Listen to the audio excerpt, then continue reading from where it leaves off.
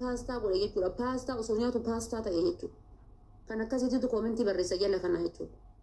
Si galee siniif galaa miti.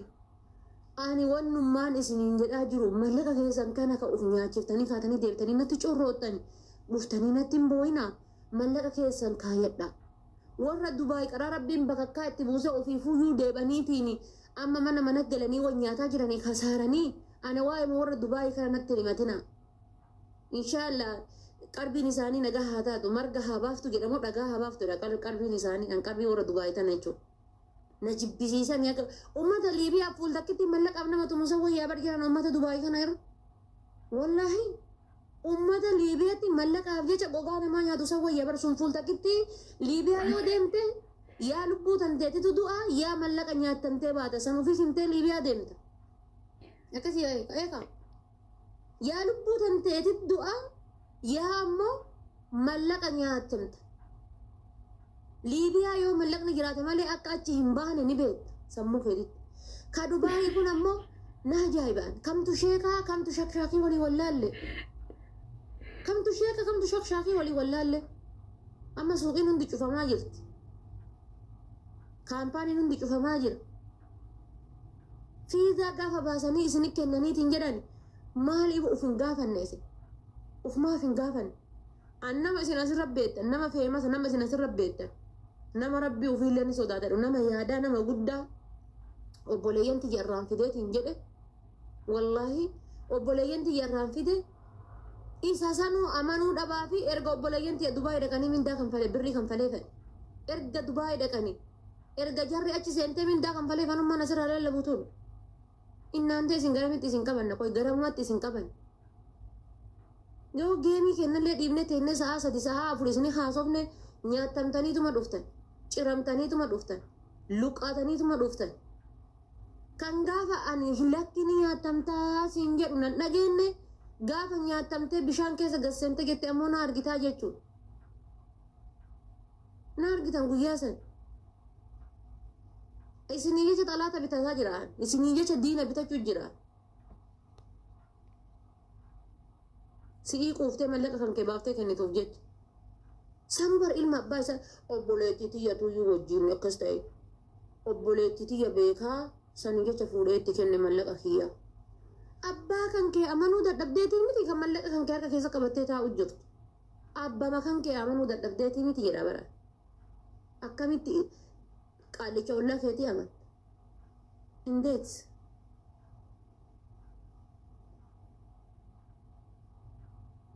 Abbaa kan kee amanuu dadhabdeetii miti. Atiin haadha kan kee amanuu dadhabde atiin abbaa kan kee amanuu dadhabde akkamitti haadha faatee amanta akkamitti meena him takka mee mucattiin takka hiriyyaatiyyaa nama isin hunduu beektanii Jamiilaa jechuudha hundi keessan huyyuu ni beektanii rabbii gatitti nama sodaadhu takka hin qabu deemtee dhattee mallaqa fuutee itti kenniti haadha faateetiin hiriyyaadhaa haadha faateetiin hiriyyaadhaa. Gitu, lalaga. Haadha faateetiin hiriyyaadha. Haadha faateetiin wal beekanii gastii haadha faatee keessa ooltii jettee dhattee fuutee Itoophiyaa kuma 500 itti kennite. Gootee karaa irraa gorte abitti. Gootee karaa irraa gorte. An inshaallah osoo miti hiriyyaa tiyyaa miti hiriyyaa abbaa tiyyaa ta'e yeroo ammaatitti namni an amanu hin jiru lubbuu tiyya tanayyuu hin amanu. Boru waan isin nagootu hin beeku waan ta'eef lubbuma tiyya tana hin amanu boru waan isin nagootu hin beeku farshoona obaasuu dandeetti na hachisiisuu dandeetti si galee waa lubbummaan tiyyatu waa naqu boru hin amanu lubbuma tiyya tana maan nagooti jedhee sodaadha boru kara isin itti na ajajjuu hin beeku jechuudha. Maal taatan jiran abba shan irraa nyaattamtanii dhuftan akka kuwaasiidha. Malati kuwaasiidha abba torbarraa gizee Muhammad jettee laakkisana kennite heelu Muhammad akkana Faatuma akkana takkasitu nyaate abboo anaa mitani ebeluu wal barsiisee akkana dhee nama naa barbaadennaan fuudhee itti kenne. Heeloo Kadiir ebeluun beektaa Faatuma beektaa wallahi ani hin beeku anallee akkana naan jettee jennaani birrii 100 bicha akkaawuntii kiyyarra galchitee akkana fuudheetiini gurbaa tokko kennee gurbaan sun akkasitti waan akkana kan irratti dalage. La abba shammu abba jaha irra jechuudha. Laabbooftuun faaxee Dubaayituu nama hedduu jirta. Sataa fi mudhii waliin goddeetuun jechuudha. Warri indoominsa laphee walii caccabde kun faaxeen Dubaayituu nama jechuudha. Warroonni gabbaateetiin qamisii takka cifanniftee teetteetiin viidiyoo poosatteetiin warroonni biyya barbaadan irraa dhuftan karaa keessaatiin heloonuun jedha. Jettutuun jechuudha ta nyaattee garaan qabne jechuudha ta indoomii mudhii walii caccabsetuun ta indoomii mudhii walii caccabsetuun jechuudha. Kosmootiksii gurgurti. Ta ofiitiifuu osoo fiiltariin irraa ka'eeti namni irraa dheessu. Osoo fiiltariin irraa ka'eeti isiitu nama jalaa dheessa. Mee uffatuma tokkicha fiiltarii malee haa hojjetanii gallakkisanii mee'ama. Uffatuma tokkicha fiiltarii malee hojjetanii haa bossatanii mee. Donqooroo atillee faaraa kushiina akka tateettee ruuzii dhuguu malee faayidaa biraa hin qabne jechuudha. Warra bakka ruuzima dhuguu malee barfaaxeen mana madaamtullee dhiifama naa godhaati. Anatu harka isinirra qabaami. Ruuzima kana qaxaqqaxuu malee waan takka isa kami dharree isa kami dhugaan hin beektan. Maadiriyaan namni takkaa namarraa barataa takka maal taatan jiran. Yookaan ofirratti hin baranne yookaan namarraa hin baranne yookaan hin banne miidiyaarra. Yaa miidiyaarraa badii yaa ofirraa baradhu yaa namarraa baradhu. Lamaan kana dhabuun maal inni minaanatti donqooronnatu no.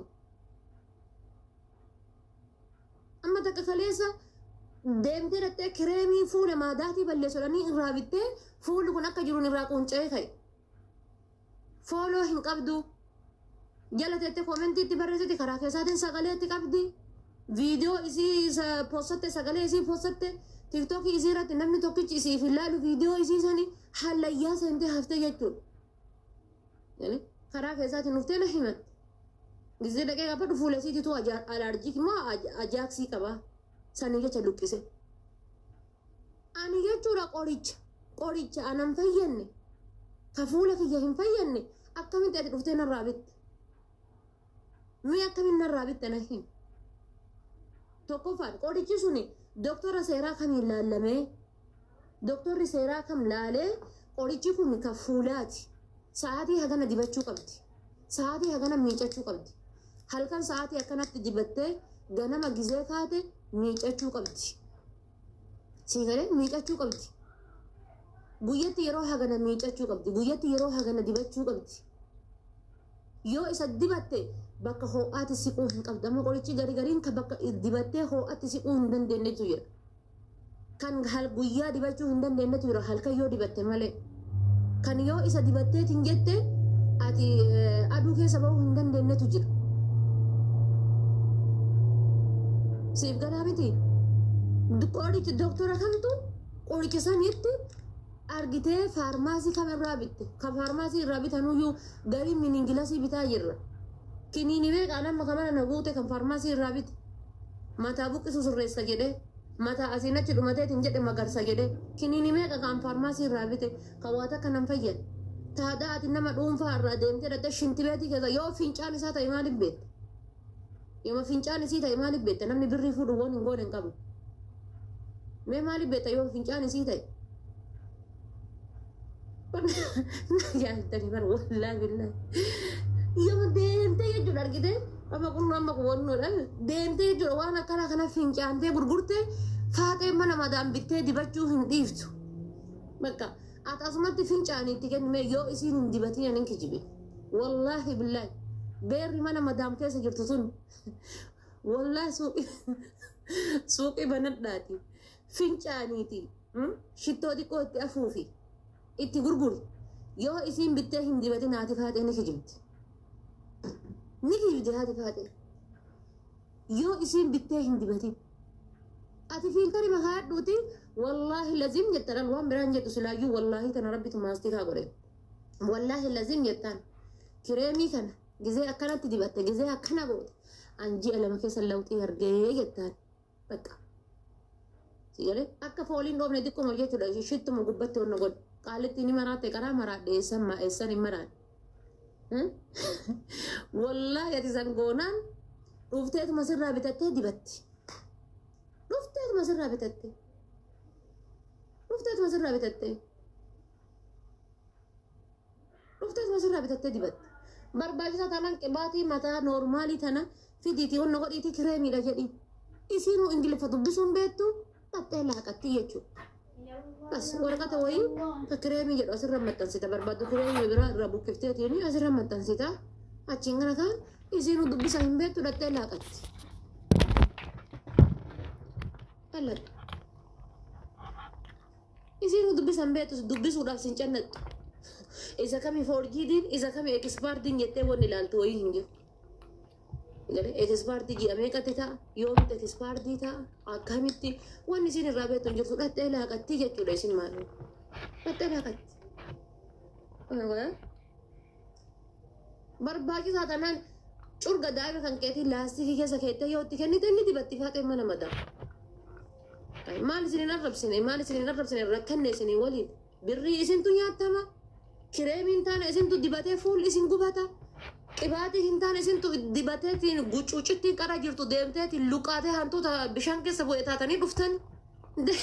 Maal taatan sila jedhaa barbadaan isinin bu'e maal? Rifeensa kana luunceessa jettee deemteetiin dhattee dibattee kunoo hantuuta bishaan bu'ee ba'e. Hantuuta bishaan bu'ee